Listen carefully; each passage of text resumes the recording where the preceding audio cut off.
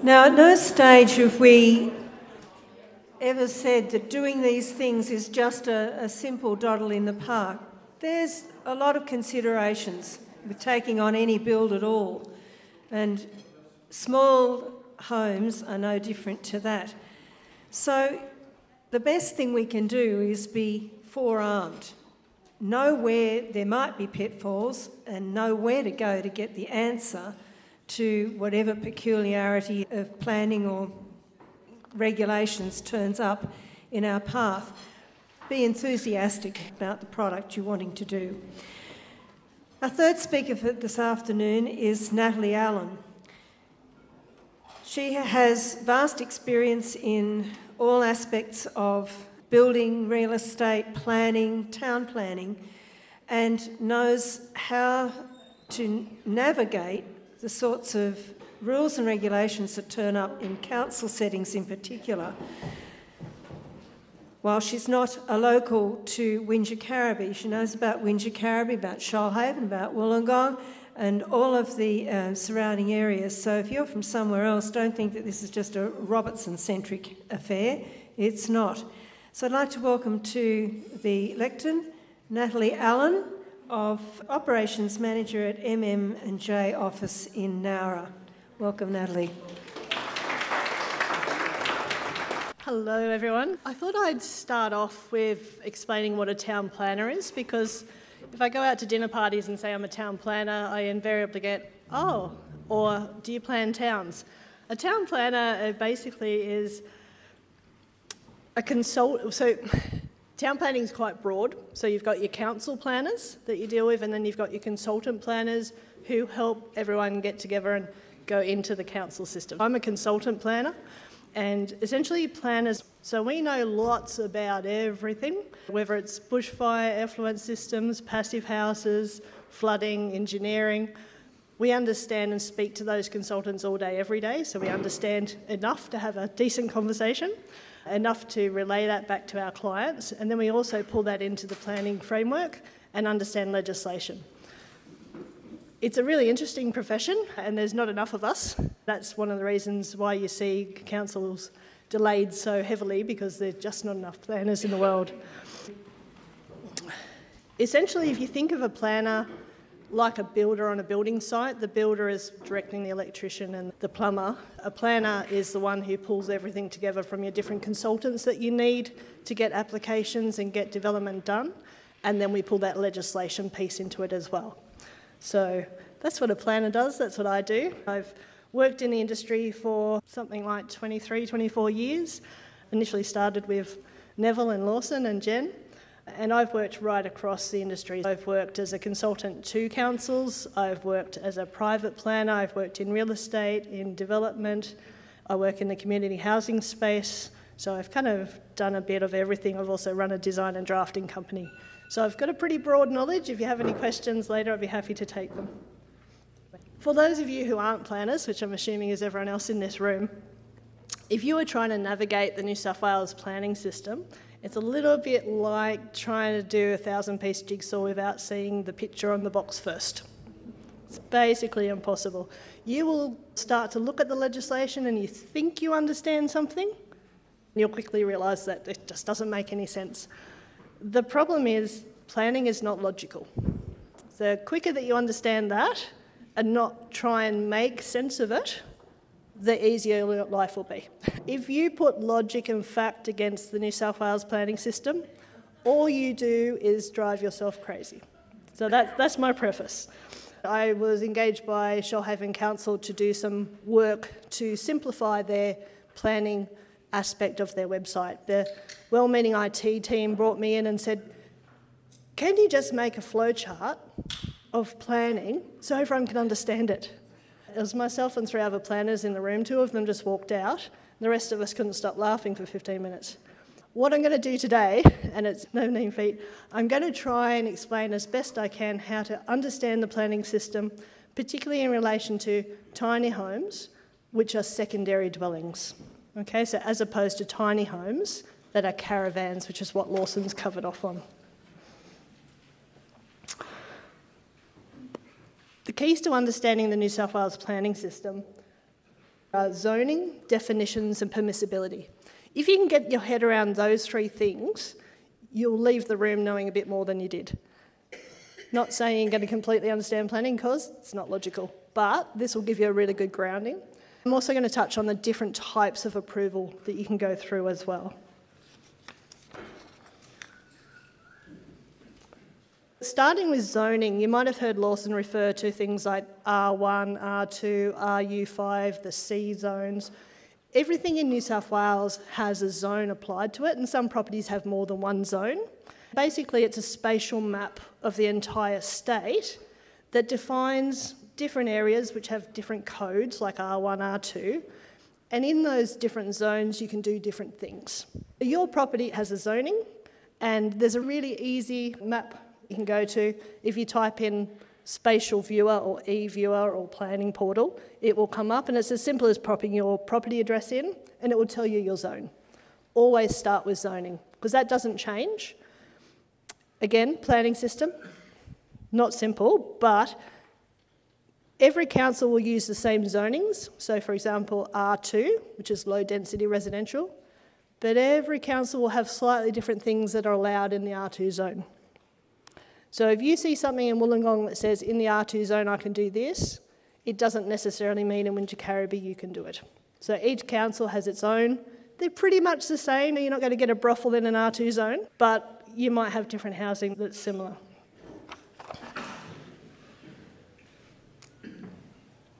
All right, so zoning, that's easy. You type in spatial viewer, you find out what you're zoning. That's a really great place to start. The next thing that's really crucial for planning is definitions. And so we heard Lawson speak before about tiny homes being caravans. That's because tiny homes is a marketing term, okay? And tiny just means small, right? So we're talking about small homes. And there's lots of different variants of tiny homes. The ones that we've got on display out here, for example, are small tiny homes on wheels. In planning, we refer to them as caravans. But tiny homes can also be lots of different things because they're essentially just a small home. Every council across New South Wales has what they call a local environment plan, or LEP. And in the LEP, and it's always down the very bottom, always, is the definitions. And planning is all about definitions. It's based on legislation, which is why it's so hard to read and interpret. But every use has a definition. Sometimes those definitions have definitions within them, and those things need to be further defined. But if you understand that everything is defined, that will help you understand what is available.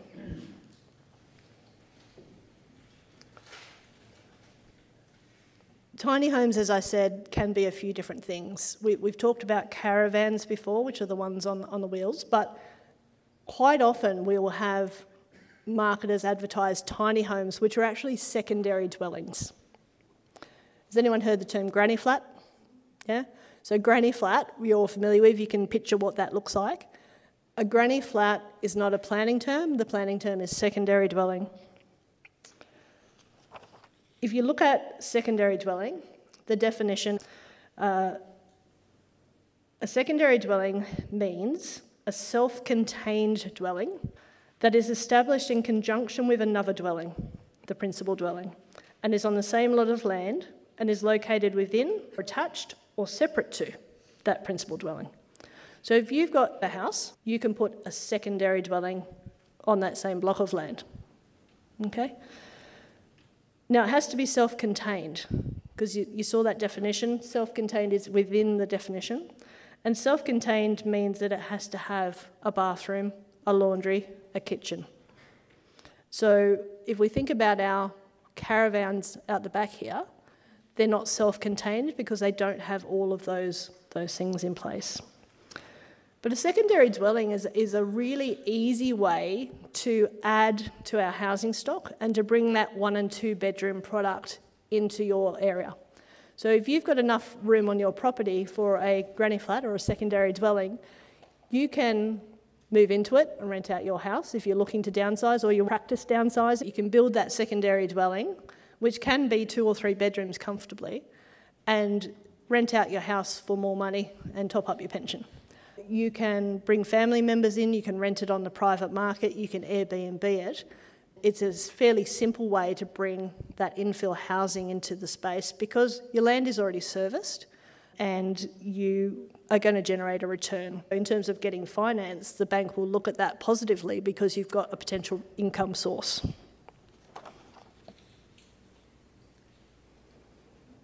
So secondary dwellings, sometimes called granny flats, as I said, need to be self-contained. So because they're a building, they need to meet the Building Code of Australia. Like any type of construction, in the same way that you're building your house, a secondary dwelling is just a smaller or tiny house. You need to have things like a minimum amount of light into the rooms, a certain amount of ventilation, minimum sizes for your bathrooms, your laundry. Although your laundry can be within your bathroom, you need to have a separate laundry tub as well as your hand basin. You can't have the same thing.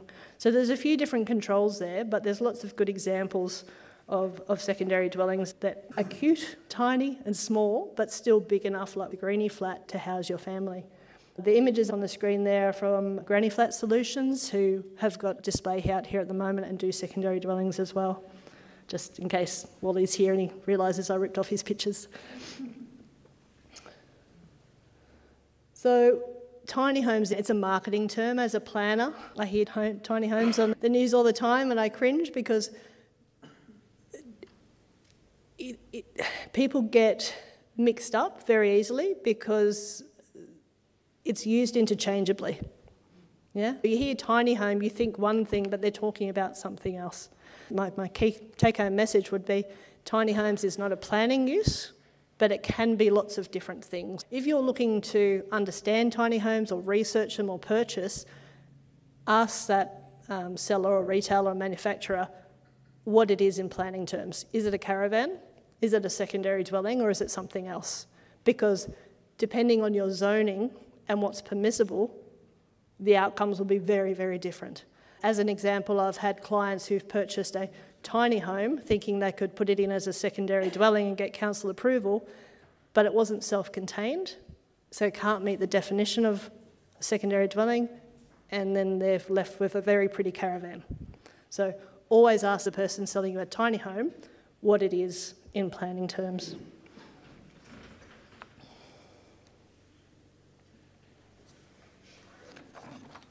There's lots of different terms and definitions. You might have heard the term relocatable home or manufactured home. I thought I'd just spend a little bit of time touching on this as well, because these companies that are selling manufactured homes will quite often use the term tiny home to describe them because they are small. They don't have to be. You can have a manufactured home that's 4-bedroom and 500 metres squared, but a lot of the time when they're advertised, a manufactured home will be described as a tiny home.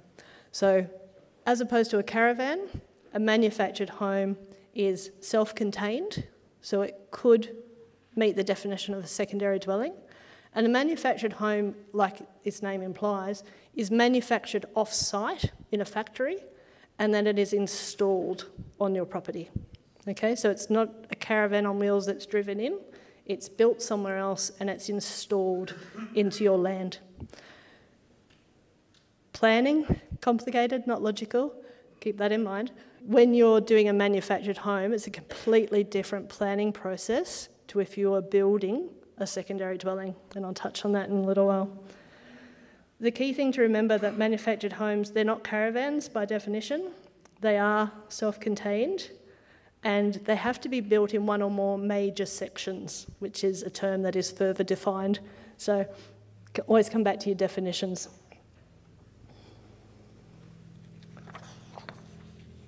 Separate again, flat pack homes. So you might have heard the term flat pack homes, and the people selling flat pack homes will get you in with their amazing pricing because you can get a flat pack home for $28,000, so that's very exciting. But a flat pack home is not defined as anything. A flat pack home is like going to IKEA and picking up lots of pieces in a box. Okay, so it's just simply a way of getting what you need to start building a home in some bits that are kind of put together, as opposed to a manufactured home, which is in major sections, prefabricated and installed. Does that make sense? So a flat pack home is just IKEA. It's nothing more. You still need a DA or a compliant development certificate. You're still building it. You still need a builder or owner builder certificate. It's still the same process.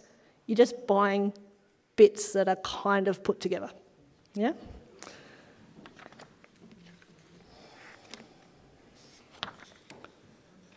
So we talked about our keys to understanding planning, or trying to, or having some kind of sense that you've got a grip on it.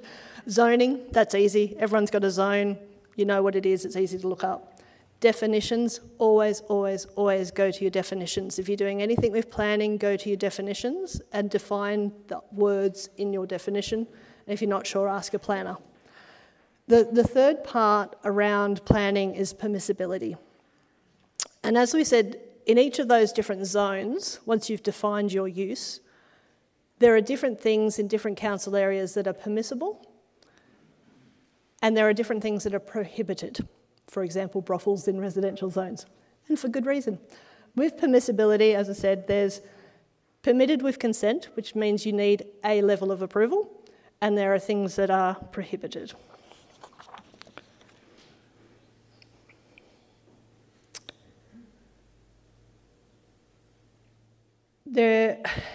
Again, sorry, I'm trying madly in my brain, which is whirring at 1,000 miles an hour, how to simplify something that is so overly complex as to make no sense into a format that you'll understand within 20 minutes, so bear with me. In New South Wales, as opposed to Victoria and Queensland when things are much simpler, in New South Wales we have various levels of legislation.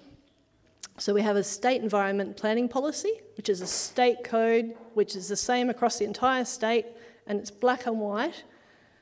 And if you meet it, and that's great. And if you don't meet one thing in it, you can't do it. Okay, so it's a state policy called a SEP, State Environment Planning Policy. Then every council has a local environment plan, LEP. And the LEP tells you things like your height, what zone you're in, what things are permissible in the zone, higher level stuff. And then underneath that you have your DCP, or Development Control Plan. And each council, again, has lots of different DCPs. Some have 1, some have 30. Some, like Wingecarribee, like to give 1 to every single village and make them all different. But that's your DCP. So you've got these different layers of legislation. For the purpose of secondary dwellings, granny flats, whether they're tiny houses or not, they're secondary dwellings. We have a SEP across the whole state, the State Environment Planning Policy of Housing. And that allows for secondary dwellings to be quickly and easily approved within 20 days using a certifier. Doesn't even go to council. Your neighbours don't even get informed. That's fantastic. It makes it really quick and simple and easy, but it's only in certain zones and it has very strict criteria. But if you meet all of those, happy days. That's what you want to achieve. That's what you want to aim for. As I said, the SEP's a statewide policy, so it applies everywhere. The LEPs, the local environment plans, have slightly different regulations depending on what council you're in.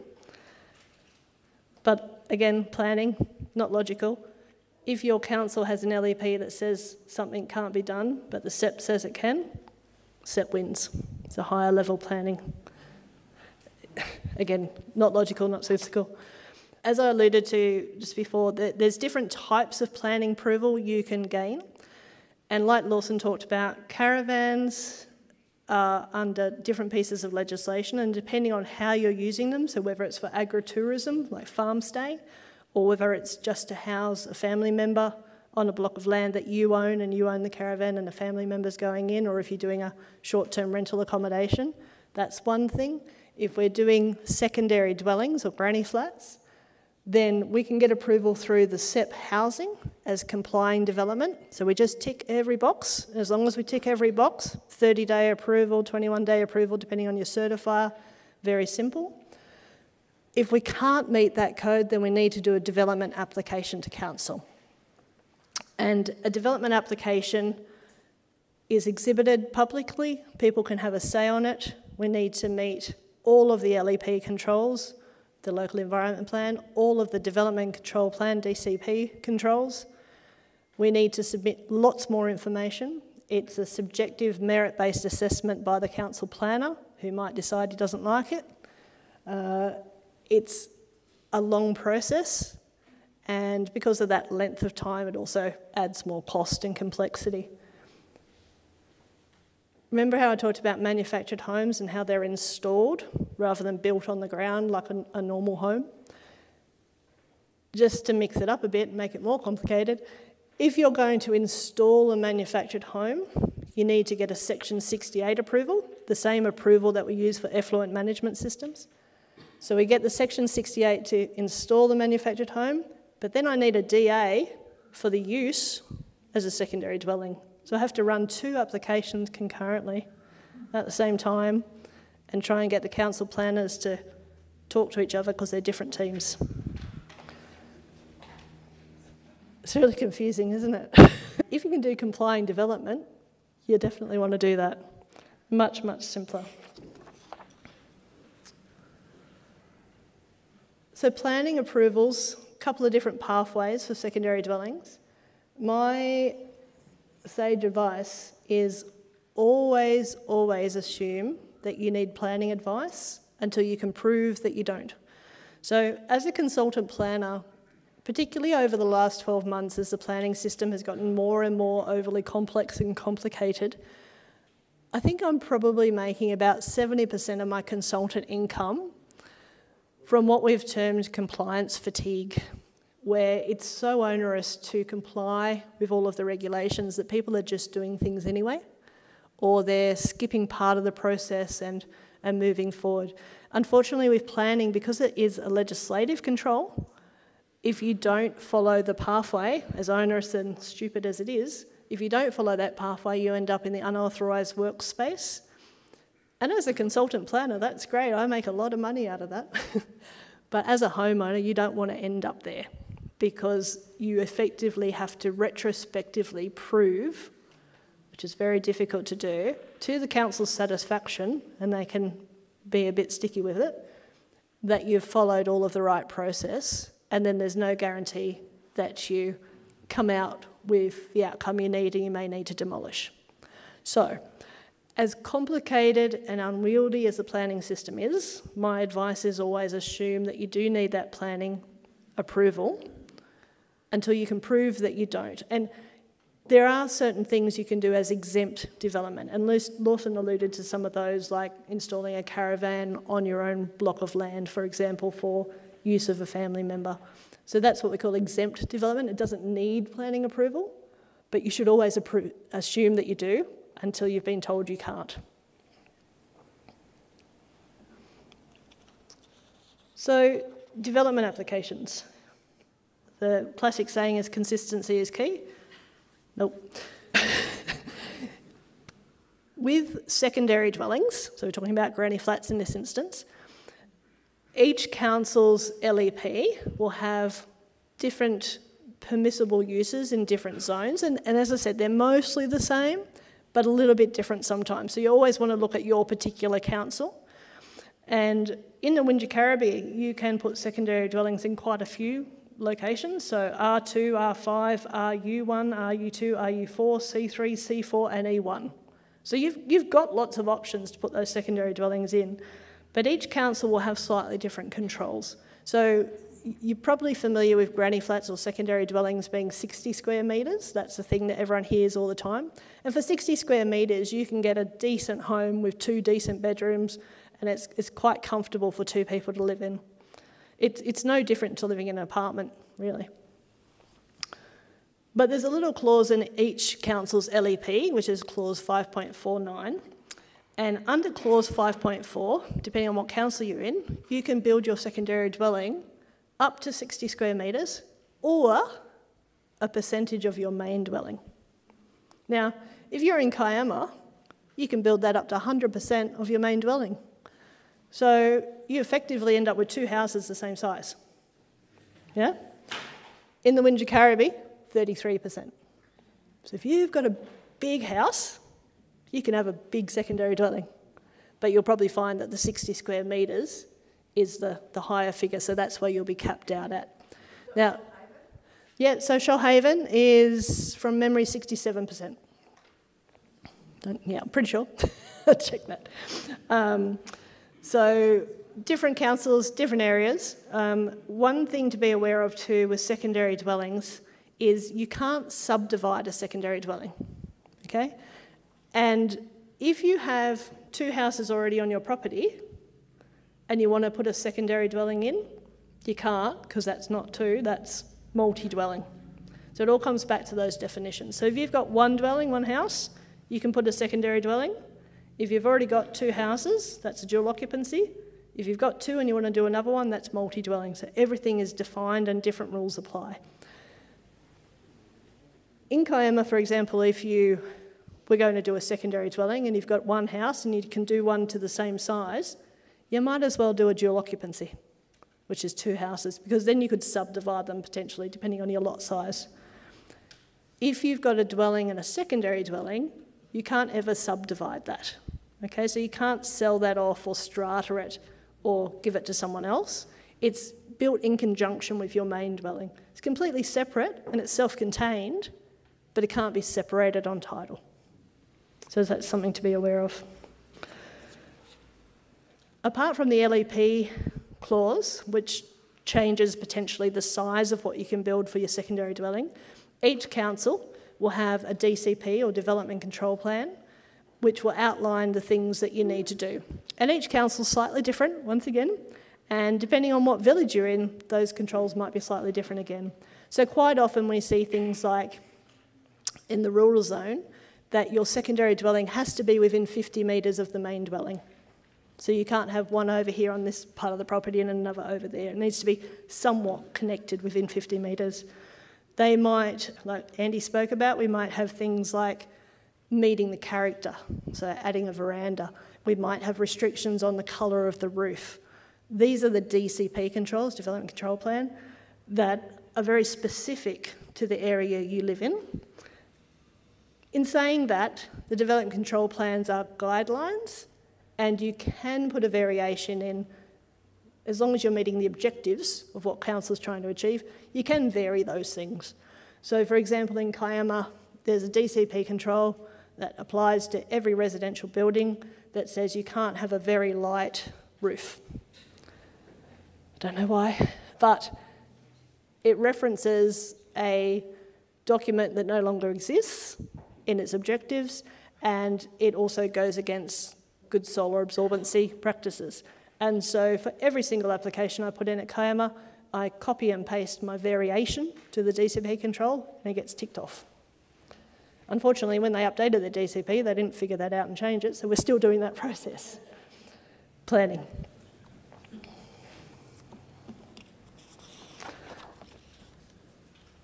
Something to be aware of with the different planning pathways is a development application is essentially conceptual. And I say conceptual because it doesn't allow you to start building once you have a DA. A development application, so I'm trying not to use acronyms, but I could literally have a 5-minute conversation in acronyms and it's just planning, that's how we do. So apologies if I don't explain myself.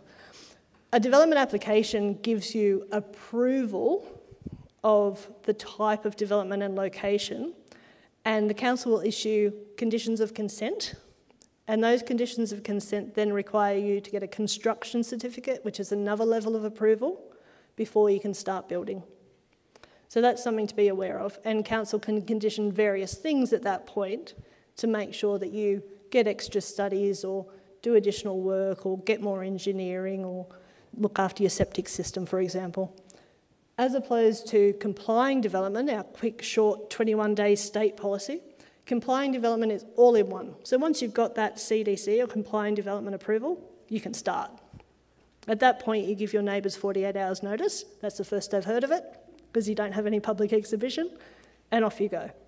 So complying development takes a bit longer to get together, because you're essentially doing a bit more work up front.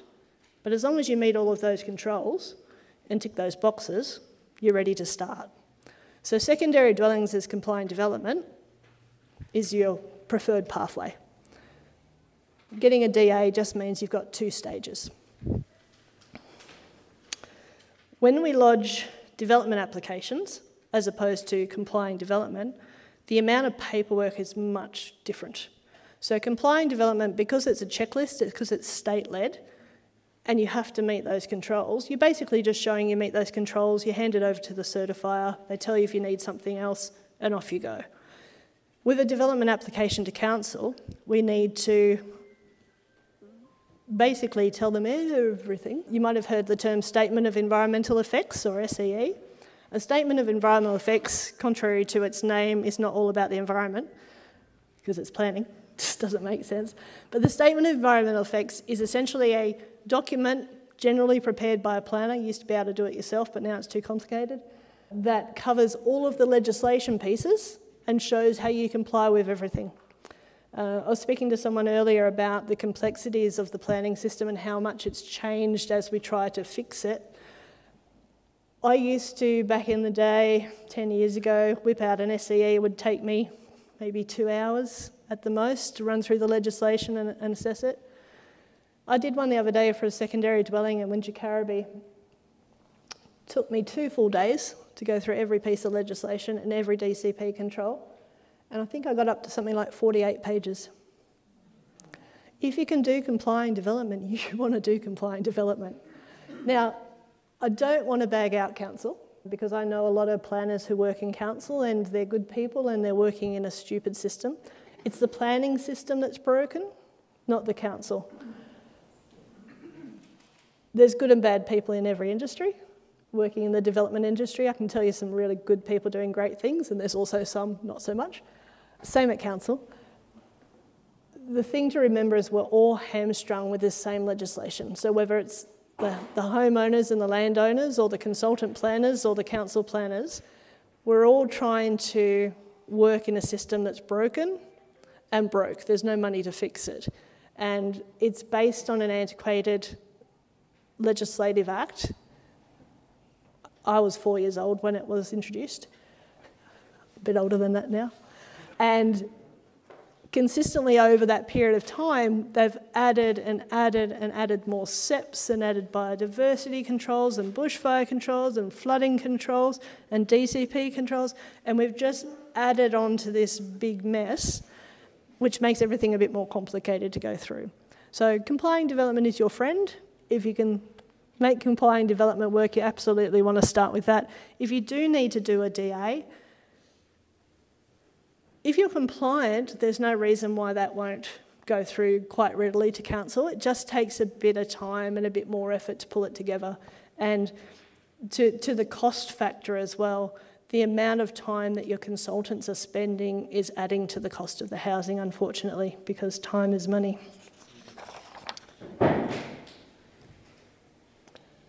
So complying development, as I said, is your friend. If you can do complying development, you absolutely should be going down that pathway. It is, across the state, available in 5 of the zones. So if you're in an R zone, as opposed to an RU zone, RU being rural, if you're in an R zone, then you can do complying development as long as you tick all of those other boxes. Okay? Now the controls under complying development, again, planning, different to DAs, but at least they're consistent. They're not merit-based. It's not based on someone's interpretation, because it's statewide, and although a piece of legislation, it's quite easy to understand. The controls for complying development vary depending on your lot size. So if your lot, and it has to be a minimum 450 square metres, if your lot is 450 to 900 square metres, there's a certain set of controls, and if it's bigger than that, the controls are different, which makes sense. So to give you a bit of an idea, under complying development, you don't need any additional parking. So you don't have to provide parking for your secondary dwelling. It's a maximum 8.5 metres height. We know about our size, so a 60 square metres or a percentage of that main dwelling, depending on what council you're in. But there's also a maximum amount of 330 square metres. So whatever your house is, plus your secondary dwelling, maximum of 330, which is pretty big. Side setbacks, and again, this is on blocks from 450 to 900 square metres. Side setbacks are 900 mil, so same as your house. Rear setbacks are 3 metres. And front setbacks. Front setbacks are interesting. It's 4.5 metres, which is quite close, particularly in older areas where we're generally at 6 or 7.6 metres back. But there's a little catch on that people don't think about, and I thought I'd raise this. It's 4.5 metres unless you have neighbours. If you have neighbours, it's the average distance of what they are. So I've quite often seen people come in and they've got plans drawn and they've drawn it at 4.5 metres so they can fit everything else in, but their neighbours are way back because it's an older area, and so they have to bring their entire building back. And that's the same for compliant development for houses as well as secondary dwellings. You can have a secondary dwelling in front of your house. So if you've got a house and you're set quite far back, but your neighbours are closer, you could put your secondary dwelling at the front under compliant development. There's lots of other controls, but we can have a look at those separately. Remember we talked about the manufactured home, so that's the one that's self-contained, it's built off-site, it's in major sections and it's installed rather than built. A manufactured home needs to be approved under that section 68, and then you do the DA as well. Now, there are constraints that you need to be aware of, whether you're doing compliant development or a DA, and this is a recent photo from our floods back in Wollongong where a secondary dwelling got washed down the creek with some people in it, unfortunately. So for every application, you still do need to look at bushfire affectation, whether you have trees, flooding, easements, restrictions on titles, those kind of things. That's part of your planning process. The documentation required for compliant development or DAs is slightly different, but is much the same. And there's a lot to go into. It's not something I can cover in today's presentation. But the key thing to note is every application must go through the New South Wales planning portal. The planning portal itself is enough to scare away most mum and dads, and we actually put on extra staff to manage dealing with the portal. So that's something to be aware of. It's getting better. I'm on the planning portal reference group for the state government. There's a lot of good stuff happening in that space. So if you've dealt with it before and you need to go back to it, it's getting better incrementally. There's much more I could tell you, but also, I don't want your eyes to glaze over, and I've got that competition with Lawson. So my little image here says, if you can't read it, it says, "This doesn't seem to be making it any less expensive," and response is, "Try adding some more tape." This, unfortunately, is where we're at in the planning system. Look, there's opportunity, hope, though. You can see quite high rental returns. There's a lot of people looking for product. There's a lot of people looking for rental homes. There's a lot of key workers out there that just need somewhere smaller to live in. As we said, you've got the opportunity to live in that smaller product while you rent your house out if you need to supplement income as well. In the housing crisis that we're in, it is in a crisis, there's definitely opportunity to put stuff in. I would then just wrap up just saying that, yes, planning is ridiculously complicated. Having it as a friend, a very good idea. Thank you.